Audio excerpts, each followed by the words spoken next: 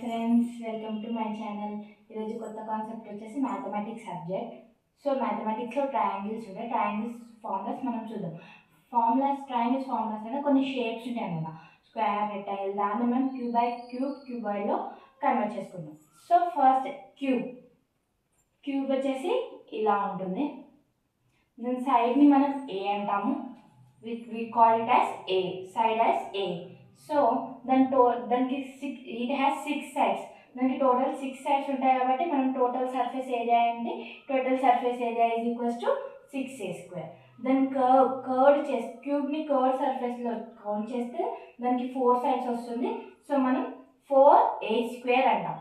Curve surface area అంటే 4a². దీనికి అనేది ఒక వాల్యూమ్ ఉంటుంది. ఆ వాల్యూమ్ని మొత్తం మనం కన్వర్ట్ చేసుకుంటే ఎంత వస్తుంది, a³ వస్తుంది.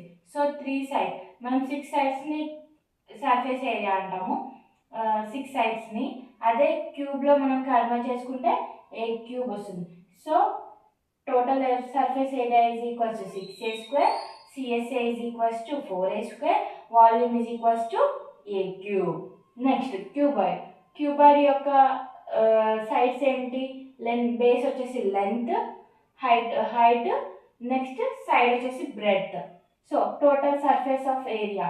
సో దీనికి ఎన్ని సైడ్స్ ఉంటాయంటే 2 L's అంటే 2 లెంత్స్ ఉంటాయి, 2 బేస్ ఉంటుంది, 2 హైట్ ఉంటుంది. సో మనం 2 కామన్ని తీసుకొని అప్పుడు ఏమవుతుంది, LB + BH + HL అవుతుంది.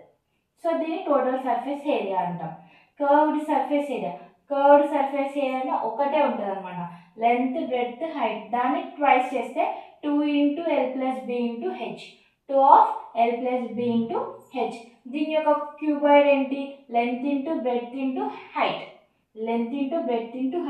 దీని డయాగ్నల్ వచ్చేసి √. డయాగ్నల్ అంటే ఇవన్నమాట. బేస్కి కార్నర్స్కి డయాగ్నల్స్ ఉంటాయి. ఆ డయాగ్నల్స్ ఫార్ములా ఏంటంటే √L² + B² + H².